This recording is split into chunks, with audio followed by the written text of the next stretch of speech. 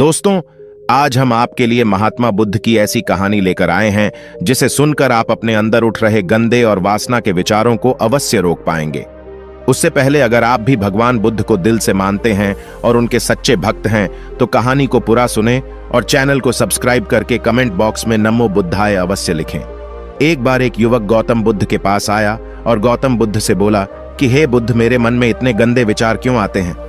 मैं नहीं चाहता कि मेरे मन में गंदे विचार आए, पर मेरे मन में हमेशा काम वासना के विचार चलते रहते हैं और मैं इनके बारे में सोच सोच कर बहुत परेशान हूं।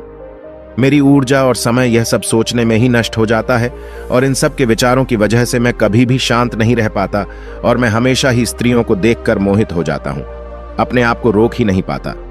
बुद्ध मुस्कुराए और उन्होंने उस युवक से पूछा, क्या तुम्हें पता है यह काम वासना होती क्या है? फिर उसने ने उत्तर दिया और कहा, बुद्ध, मैं यह तो नहीं जानता कि काम वासना होती क्या है, पर हां, ये जो भी है बहुत बुरी चीज है। फिर बुद्ध ने उस युवक से कहा कि सबसे पहले तो तुम्हें यह समझना है कि प्राकृतिक रूप से जो भी चीज हमारे अंदर है वह बुरी नहीं है। हमारे जीवन में उसकी कुछ ना कुछ जरूरत है। वासना कोई बुरी बात नहीं है। यह तो हमारे मन की एक भावना है जो हमें किसी ना किसी चीज की कमी का एहसास करवाती है और फिर हम उस चीज को पाने के लिए उस चीज की तरफ आकर्षित हो जाते हैं। जैसे अगर तुम्हारे पास धन की कमी है तो तुम में धन पाने की वासना उत्पन्न हो जाएगी। तो वासना कुछ और नहीं, बस एक प्रकार की कमी है जो कि एक प्रकार की जरूरत का एहसास है, और जब यह जरूरत शारीरिक हो तो हम इसे काम वासना का नाम देते हैं। युवक ने गौतम बुद्ध को कहा कि बुद्ध, मुझे काम वासना का मतलब तो समझ में आ गया, पर आप मुझे यह बताइए कि यहां आती कहां से है और कैसे आती है? गौतम बुद्ध ने कहा कि काम वासना कहीं से आती नहीं है, यह तो हमारे अंदर ही होती है और इसका होना तो जरूरी भी है, तभी तो मानव जाति का विस्तार होगा। युवक ने कहा, जब यह हमारे अंदर ही है और जरूरी भी है तो फिर लोग इसे गलत क्यों बोलते हैं? बुद्ध ने कहा कि यही तो समस्या है। लोगों ने काम वासना को गलत तरीके से सोच लिया है, इसे छुपाने की, दबाने की कोशिश करते हैं। काम वासना गलत नहीं है, बल्कि काम वासना का गलत तरीके से प्रयोग करना गलत बात है। लोग जिससे प्रेम करते हैं बस उसी के लिए जीने लग जाते हैं, उसे पाना ही अपना मार्ग बना लेते हैं और उसी के बारे में हमेशा सोचते रहते हैं, पर यह सब गलत है। बुद्ध ने युवक से कहा, क्या तुम्हें पता है जानवरों में भी काम वासना होती है? युवक ने उत्तर दिया, हां बुद्ध, जानवरों में भी काम वासना होती है, क्योंकि जानवर भी तो आखिर अपने वंश को आगे ले जाएंगे। बुद्ध ने कहा, तो फिर हम जानवरों के काम वासना को गलत क्यों नहीं कहते? युवक ने कहा, मुझे नहीं पता महात्मा, आप ही मुझे बताइए। गौतम बुद्ध ने कहा कि जानवर अपनी काम वासना का प्रयोग आनंद प्राप्ति के लिए नहीं करते, वह तो सिर्फ संतान उत्पत्ति करने के लिए काम वासना का उपयोग करते हैं। जानवरों को प्रकृति ने इतनी समझ नहीं दी कि वह काम वासना को अपने सुख का आधार बना सके। मनुष्य अपनी समझ के बलबूते पर प्रकृति में पाई जाने वाली प्रत्येक वस्तु को अपने सुख के लिए प्रयोग करता है।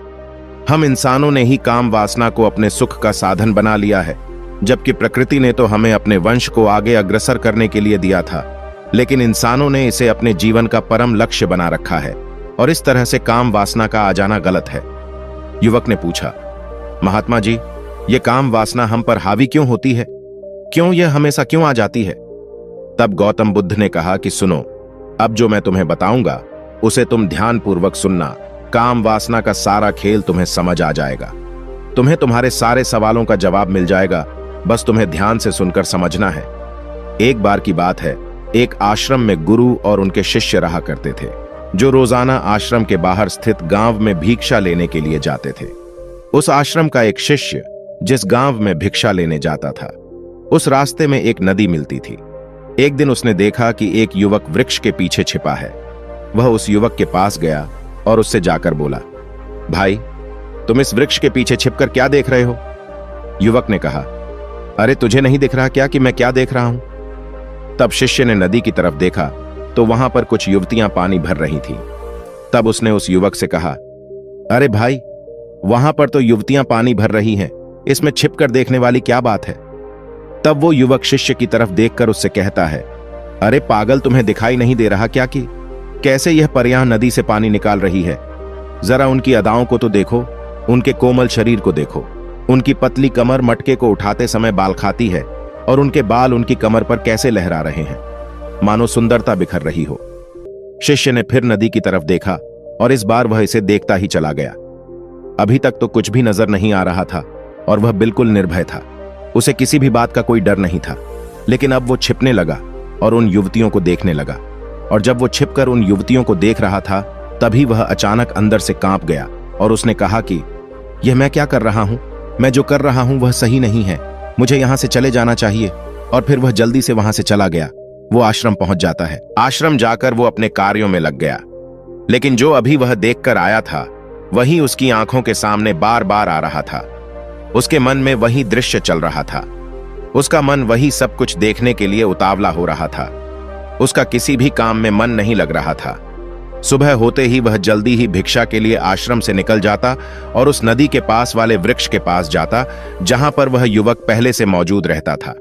उसके साथ मिलकर युवतियों को छुप छुप कर देखता था। अब वह रोज ऐसा करने लग गया। यह उसके रोज का काम हो गया। अब उस शिष्य का मन किसी भी काम में नहीं लगता था। वो हमेशा ही किसी न किसी प्रकार के विचार में उलझा रहता। वो आश्रम के कार्यों को भी ठीक तरीके से नहीं कर रहा था। ना वो ठीक से सो पाता था, ना वो ठीक से खाना खा पाता था। उसका मन बेचैन सा रहता था। उसका मन बार बार उन युवतियों के सौंदर्य को देखने के लिए लालायित होता रहता था। जब गुरु दीक्षा देते, तब भी उसका मन कहीं और विचारों में खोया रहता था। गुरु ने अपने शिष्य की इन हरकतों को भांप लिया था। तब एक दिन गुरु ने शिष्य को अपने पास बुलाया और कहा कि आज से मैं भी तुम्हारे साथ भिक्षा मांगने चलूंगा। तुम और मैं साथ साथ भिक्षा मांगने चलेंगे। तभी शिष्य गुरु को मना करते हुए बोला, नहीं गुरुदेव, आप परेशान क्यों हो रहे हो? मैं अकेला ही ठीक से भिक्षा मांग सकता हूं। गुरु ने शिष्य से कहा कि ठीक है, तुम अकेले ही भिक्षा मांगने जाओ। शिष्य तुरंत वहां से भिक्षा मांगने के लिए निकल गया। उसके जाने के बाद गुरु भी आश्रम से निकल गए और शिष्य का पीछा करने लगे कि वो कहा जाता है, किससे मिलता है। ये सब देखने के लिए उसके पीछे पीछे चलने लगे। कुछ आगे जाने के बाद गुरु ने देखा कि उनका शिष्य एक युवक के साथ एक वृक्ष के पीछे अपराधी की तरह छिपा हुआ है और छिपकर कुछ देख रहा था। गुरु भी अपने शिष्य के पीछे गए कि आखिर उनका शिष्य क्या देख रहा है, जिसे देखने के लिए वो वृक्ष के पीछे अपराधियों की तरह छिपा हुआ है। गुरु ने देखा कि उनका शिष्य वृक्ष के पीछे छुपकर युवतियों को देख रहा था, जो कि नदी से पानी भर रही थी। तभी गुरु ने शिष्य को कहा कि तुम क्या देख रहे हो? अपने गुरु की आवाज सुनकर वह शिष्य घबरा गया और उसके पसीने छूटने लगे। वह थर थर कांपने लगा, जैसे किसी चोर को चोरी करते समय रंगे हाथों धर लिया हो। उसकी हालत खराब हो गई। वह कुछ भी नहीं बोल रहा था। उसके मुंह से कुछ टूटे फूटे शब्द ही बाहर निकल रहे थे। वो अपने गुरु से नजर भी नहीं मिला पा रहा था। गुरु ने शिष्य की तरफ देखा और कहा कि मेरा शिष्य तो निर्भय था, उसे तो किसी भी चीज का डर नहीं था, लेकिन यह क्या, तुम तो डर के मारे कांप रहे हो। शिष्य ने गुरु से कहा कि मुझे माफ कर दो गुरुदेव, मेरा इसमें कोई दोष नहीं है।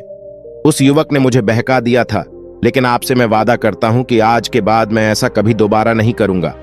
मुझे माफ कर दो। गुरु ने शिष्य से कहा कि कोई बात नहीं, पर इस बात का तुम ध्यान रखना कि हम जैसी संगति करते हैं, वैसा ही फल हमें प्राप्त होता है। उसके विचार हमारे अंदर प्रवेश करते हैं, इसीलिए अच्छी संगति करो, जिससे तुम्हारे अंदर अच्छे विचारों का प्रवेश हो।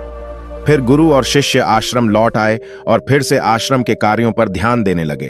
उसने उस रास्ते को त्याग दिया और दूसरे रास्ते से जाने लगा। वो अपने काम को ध्यान से करता, लेकिन धीरे धीरे उसके अंदर क्रोध उत्पन्न हो गया और फिर वो दूसरों पर क्रोध करने लगा और बेचैन रहने लग गया। अब वो सही समय पर भोजन भी नहीं करता था। वह भोजन भी बहुत कम खाता था।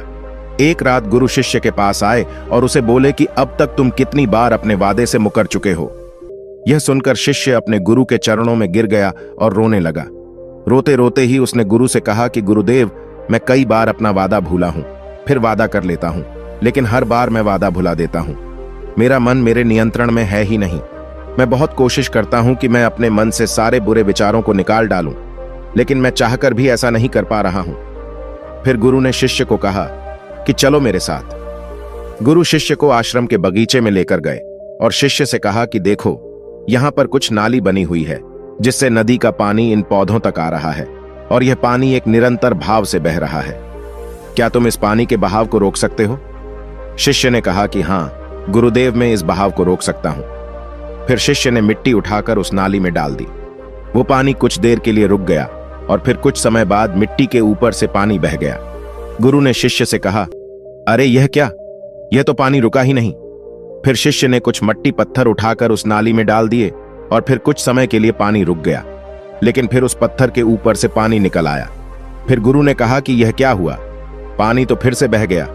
तुम तो बोल रहे थे कि तुम इसे रोक दोगे। क्या हम किसी काम को रोकना चाहे तो क्या हम उसे रोक नहीं सकते? तब शिष्य ने कहा, कोई बात नहीं गुरुदेव, मैं इस पानी को तो आपको रोक के दिखाऊंगा। वह फिर से एक भारी सा पत्थर लेकर आया और उसे नाली पर डाल दिया और पानी रुक गया।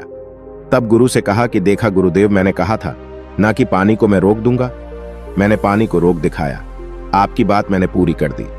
गुरु मुस्कुराए और बोले, अच्छा जरा ध्यान से देखो पा, ये रुक गया क्या? वो तो पीछे की नाली से बाहर आ गया और अगल बगल से बह रहा है। और ध्यान से देखो, इस पत्थर के आगे भी आ गया और यह पानी अपना रास्ता बदलकर फिर से आगे की तरफ बह जाएगा। और फिर कुछ देर बाद ऐसा ही हुआ। फिर गुरु ने शिष्य को समझाया कि तुम्हारे साथ भी तो ऐसा ही चल रहा है। तुम बार बार प्रयास कर रहे हो, पर हर बार तुम्हारा प्रयास टूट रहा है और यह हमेशा टूटता ही रहेगा। तुम कितना भी मिट्टी पत्थर रख लो, लेकिन पानी तो अपना रास्ता बना ही लेगा। यह सब देखकर शिष्य ने गुरु से कहा कि हे गुरुदेव, क्या कोई तरीका नहीं है जिससे मैं गंदे विचारों से बाहर निकल सकूं और यह मेरे मन में आए ही नहीं? गुरु शिष्य को एक नदी के पास ले गए जहां से उस बगीचे में पानी आ रहा था। गुरु ने शिष्य से कहा, वो पानी इसी नदी से जा रहा है। अगर हम यहीं से उस रास्ते को बंद कर दें जहां से पानी बगीचे में जा रहा है, अब क्या हम पानी को रोक नहीं सकते?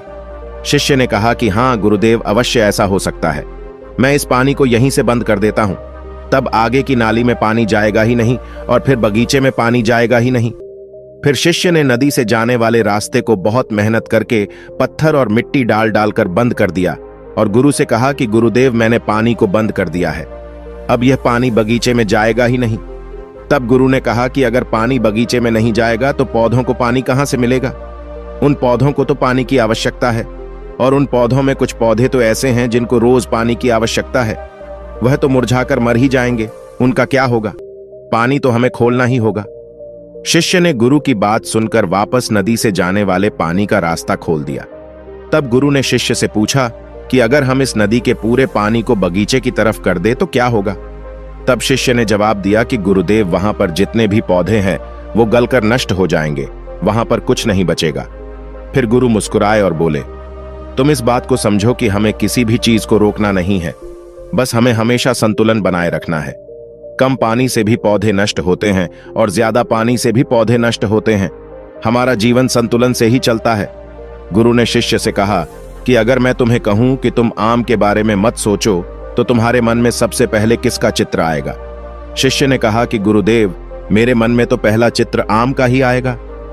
गुरु ने कहा कि जब हम गंदे विचारों को जबरदस्ती रोकने का प्रयास करते हैं तो वह और मजबूती के साथ हमारे अंदर प्रवेश करते हैं, हमारे अंदर उठते हैं। इसीलिए हमें उन्हें कभी भी दबाने की कोशिश नहीं करनी चाहिए। फिर गुरु ने शिष्य को समझाते हुए कहा कि हमारे गंदे विचार बुरे लोगों की संगति करने की वजह से भी आते हैं। कई बार क्या होता है कि कामुकता हमारे अंदर होती नहीं है, लेकिन कुछ अश्लील लोगों के साथ रहने की वजह से ये हमारे अंदर हावी हो जाती है।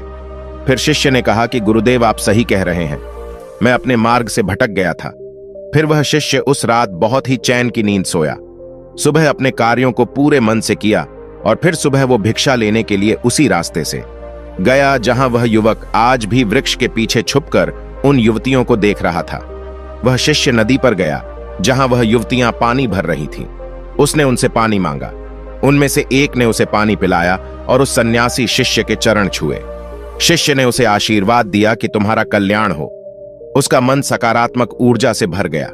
उसके चेहरे पर मुस्कान आ गई थी, जैसे कि उसे कुछ खोया हुआ वापस मिल गया हो। वह वापस अपने रास्ते से जाने लगा। तभी पीछे से वह युवक आ गया जो वृक्ष के पीछे छुपा हुआ था। वह शिष्य के पास आया और बोला कि क्या बात है, आज तो तुमने नजदीक से दर्शन कर लिए, तुम तो मुझसे भी आगे निकले। तब शिष्य ने कहा कि हम हमेशा दूसरे के दर्शन करने में ही व्यस्त रहते हैं, अपने दर्शन कर ही नहीं पाते। तुम कब तक इस वृक्ष के पीछे छुपते रहोगे? किसी को पसंद कर लो, उससे बोल दो। अगर वो भी तुम्हें पसंद करती है तो शादी कर लो और उससे पहले तुम कुछ बन जाओ, अपने आप को पहचान लो। ऐसे अपना समय बर्बाद मत करो। फिर वह युवक रोज उससे मिलने लगा और उस युवक ने नदी पर जाना त्याग दिया और फिर वो युवक अपने जीवन में कुछ बनने के लिए संघर्ष करने लगा। तो तुमने देखा संगति का असर क्या होता है। अपनी संगति बदलो, अपने विचार बदलो। बुद्ध ने युवक से पूछा कि क्या तुम्हें तुम्हारे सारे सवालों का जवाब मिल गया? तब युवक ने कहा कि हाँ महात्मा जी, आपका बहुत बहुत धन्यवाद। तब गौतम बुद्ध ने युवक से कहा कि जब तुम्हारे मन में गंदे विचार आए तब आप अपने आप को दोषी मत मानो, केवल उन विचारों में संतुलन बनाने का प्रयास करो और अपने आप को पहचानो। धन्यवाद।